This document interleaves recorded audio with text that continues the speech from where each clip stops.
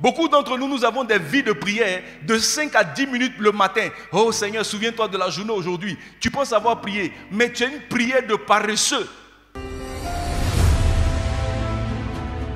Proverbe chapitre 26, verset 14 dit ceci. Il dit, la porte tourne sur ses gonds et le paresseux sur son lit. J'aime cette illustration que la Bible donne du paresseux. Il dit, lorsque, chacun d'entre nous a déjà ouvert une porte. Frère, quand tu ouvres une porte, la porte a cette tendance-là donc à basculer autour de ce qu'on appelle ses gonds. Donc, tout ce que la porte fait, c'est de s'ouvrir et de revenir.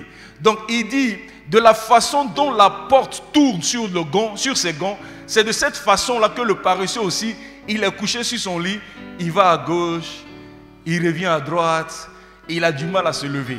Et je trouve que c'est une belle illustration du paresseux. Frère, je suis venu afin que tu t'analyses. N'es-tu pas un paresseux? N'es-tu pas une personne paresseuse? Le dictionnaire définit la paresse comme un goût à l'oisiveté. On aime ne rien faire. On aime perdre le temps. C'est un goût que nous avons à ne rien faire. La paresse, c'est la répugnance au travail. Les gens qui n'aiment pas le travail, mon ami, sont des personnes paresseuses. Vous avez des gens qui n'aiment pas l'activité. Ils n'aiment pas faire des efforts. Ils peuvent avoir dans leur vie des façons de faire. Dès l'instant où on leur demande de changer d'activité, de changer de façon de faire, leur paresse va se manifester. Ils n'aiment pas le changement. Ils n'aiment pas tout ce qu'on appelle produire des efforts. La paresse, c'est un comportement d'une personne qui évite l'effort. Beaucoup de gens ne font pas le sport parce qu'en fait, ils sont paresseux. Vous entendez souvent certaines dames dire, je vais courir d'ici là, ça me fait mal au pied. Mon ami, le sport là, c'est fait pour te faire mal. Mais tu vois, comme tu es paresseux, tu juges que, c'est compliqué. Et puis même, est-ce que même j'ai le temps pour faire ça? Tu trouves des excuses. Ce sont des attitudes de paresseux. Un paresseux est une personne qui évite l'effort, qui se complaît dans l'inaction. Alléluia. On parle de fainéantisme. Le paresseux, c'est quelqu'un qui est feignant. Le paresseux, c'est quelqu'un qui est indolent. Le paresseux, c'est quelqu'un qui est lâche. Le paresseux, c'est quelqu'un qui manifeste une mollesse. Il est mou. Ce matin, je prie que pendant que je serai en train de te parler, que le Saint-Esprit vienne te gifler pour te sortir de ta mollesse au nom de Jésus. Je m'attends à ce que tu dises un amen bien là-bas. Alors, le paresseux est quelqu'un qui est contre le travail tel qu'établi par Dieu. Frère, comprends bien ce que je vais expliquer là.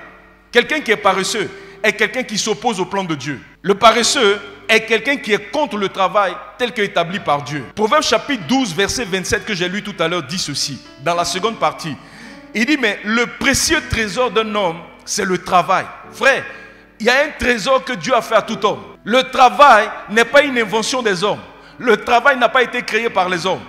Comme le mariage, le travail a été une initiative de Dieu. Lorsque Dieu a créé Adam et Ève, la Bible dit qu'il va prendre Adam, il va le placer dans un jardin magnifique, appelé le jardin d'Éden. Cet endroit de délice, cet endroit où il y avait la présence glorieuse de Dieu, quand il le place dans le jardin, il ne le place pas pour que tous les matins, Adam se réveille, qu'il se tourne comme un paresseux sur son lit, qu'il tourne à gauche, qu'il tourne à droite, qu'il dorme et puis qu'il se réveille. Mon ami, Dieu lui a dit, petit, si tu veux prospérer là, tu dois travailler. Genèse chapitre 2, verset 15, il dit, l'Éternel Dieu prit l'homme et le plaça dans le jardin d'Éden. Il l'a placé dans un but, la Bible dit, pour le cultiver et le garder. Et ça, c'était avant la chute. Avant la chute, Dieu a dit à l'homme, mon ami, tu vas être épanoui si tu cultives et puis si tu gardes. La volonté de Dieu pour tout homme, c'est que l'homme déploie son potentiel dans le travail. Dieu veut que l'homme travaille. Dieu veut que l'homme se réalise en travaillant. Pour que Adam mange les fruits du jardin, il fallait qu'il le cultive. Et c'est parce que Adam était en train de travailler qu'à un moment donné, Dieu va dire, il n'est pas bon que Adam soit seul. Beaucoup de paresseux ont envie de se marier. Mon ami, il est bon que tu sois seul. Parce qu'en général, Dieu envoie le conjoint lorsque tu es en train de déployer ton potentiel. Il dit, Dieu le prit, l'Éternel Dieu prit l'homme et le plaça dans le jardin d'Éden pour le cultiver et pour le garder. Il devait prospérer dans cet endroit, mais c'était dans le but que le plan du travail de Dieu soit exécuté. Alléluia. Or, le paresseux, lui, il n'aime pas le travail. Ça veut dire que le paresseux vient à l'encontre de sa volonté de Dieu. Le paresseux n'aime pas travailler.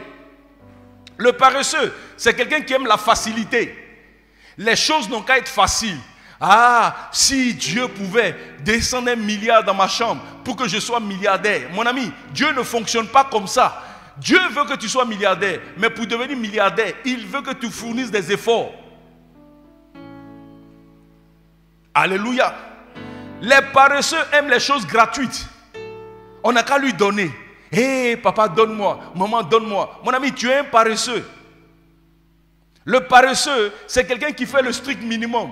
Alors, depuis que j'ai commencé à parler de paresseux, il y en a qui se disent, mais pasteur, moi je vais au travail. Tous les matins, je suis réveillé à 6 heures. Je prends mon baka, j'arrive au travail et je travaille. À la fin du mois, on me paye. Mon ami, nos entreprises sont remplies de paresseux. Des hommes et des femmes qui trichent avec le travail. C'est vrai que tu es payé à la fin du mois. Mais mon ami, dans la pratique, dans la vérité, tu es quelqu'un qui épuise l'entreprise. Tu es dans l'entreprise. Tu ne fais que le strict minimum. Parce que toi, à la fin du mois, tu as envie de payer ton salaire. Tu n'es pas en train de faire progresser l'entreprise. Tu es dans l'entreprise des gens, on te paye. Mais dans la pratique, tu es celui qui passe son temps à photocopier, à utiliser l'encre de l'entreprise pour je ne sais quoi. Mais en tout cas, ça ne sert pas à l'entreprise. Et à la fin du mois, c'est vous qui êtes pressé pour qu'on vous paye. Paresseux. Je sais que ce matin, quelqu'un ne va pas trop aimer mon affaire. Toi qui fais le strict minimum, es-tu en train de te déployer? N'es-tu pas dans un petit contentement là?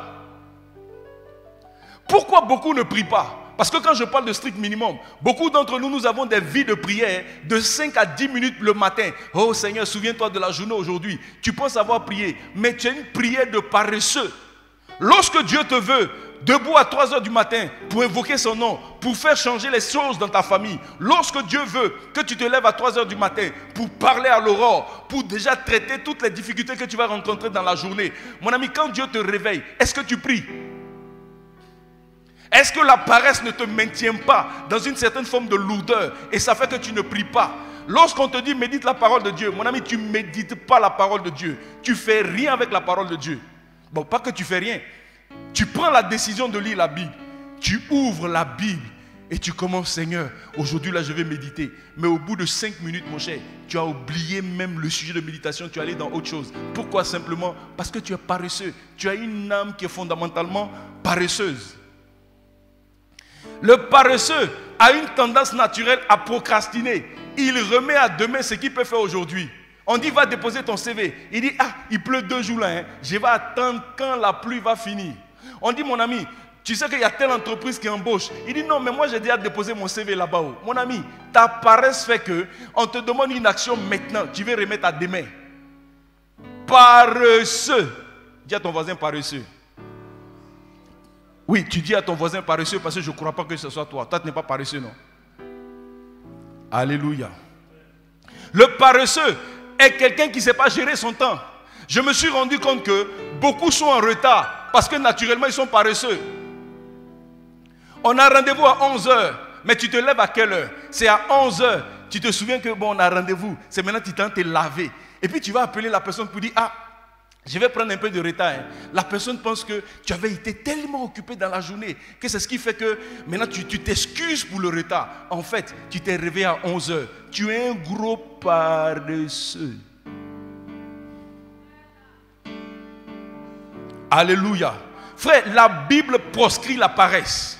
Dieu n'aime pas la paresse. Dieu est fâché contre les paresseux. Dieu n'aime pas les personnes paresseuses.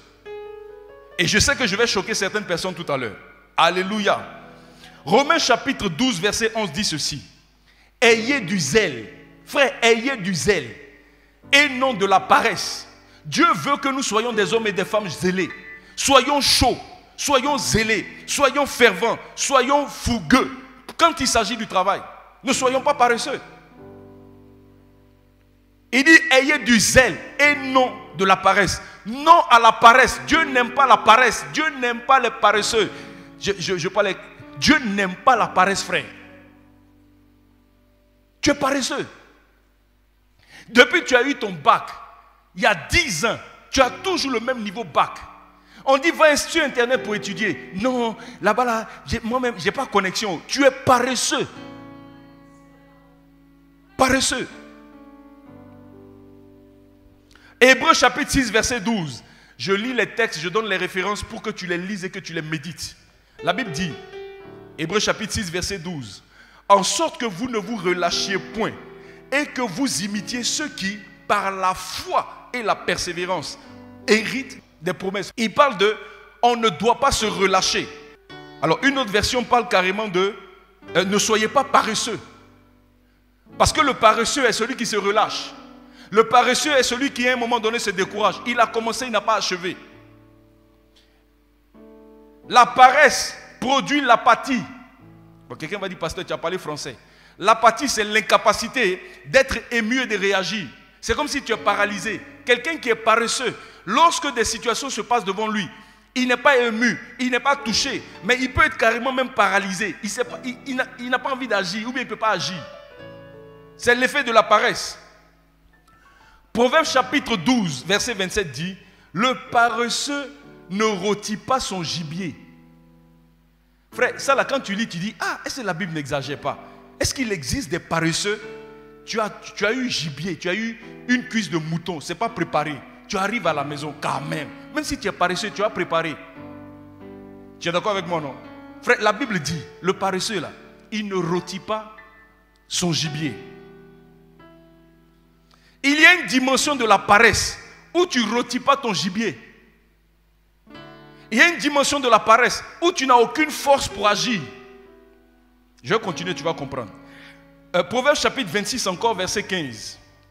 Il est dit, le paresseux plonge sa main dans le plat et il trouve pénible de la ramener à sa bouche. Hey, c'est qu'est pareil ça? Le paresseux, il plonge sa main dans le plat. Frère, plat de manger. Toi, tu es tellement paresseux que l'énergie pour ramener la main là, tu n'as pas ça. Hey! Le paresseux plonge sa main dans le plat et il trouve pénible de la ramener à sa bouche. Quelqu'un est en train de dire, pasteur, ça là, wallah, moi je ne suis pas concerné. Frère, écoute-moi. Lorsque tu te lèves le matin à 3h du matin que Dieu t'a réveillé et que tu es debout, tu viens de mettre ta main dans le plat. Mais est-ce que tu ramènes ta main? Est-ce que tu pries? Le verset là n'est-il pas en train de parler de toi? On dit prie, je suis fatigué, j'ai sommeil. Ah, moi-même je n'arrive pas. Mais la vérité, non seulement tu ne pries pas à 3h du matin, à 5h tu n'arrives pas à te réveiller, et dans la journée tu es soi-disant occupé. Les paresseux même, regardez leurs occupations. Parce que je connais beaucoup de paresseux, à partir de 20h, ils sont fatigués. La journée a été pénible, ils ont travaillé. Quel travail ils ont fait? Ils étaient sur Facebook. Ils ont regardé toutes les vidéos de 3 minutes, 4 minutes. Là. Ils ont regardé, et puis ils étaient là. Une vidéo, deuxième vidéo, troisième vidéo. Et mes pays là même, politique là même. Tu vois non? Tu penses que tu es occupé. Mon ami, la fin de la journée, tu n'as rien fait de bon. Et quand on te dit, mais prends un livre, tu vas lire. Parce que le livre est capable d'augmenter ta valeur. Ah, le livre est gros, hein. Tu vois, les paresseux, ils ont toujours des excuses arnaques. Excuses arnaques, je ne sais pas comment on dit ça.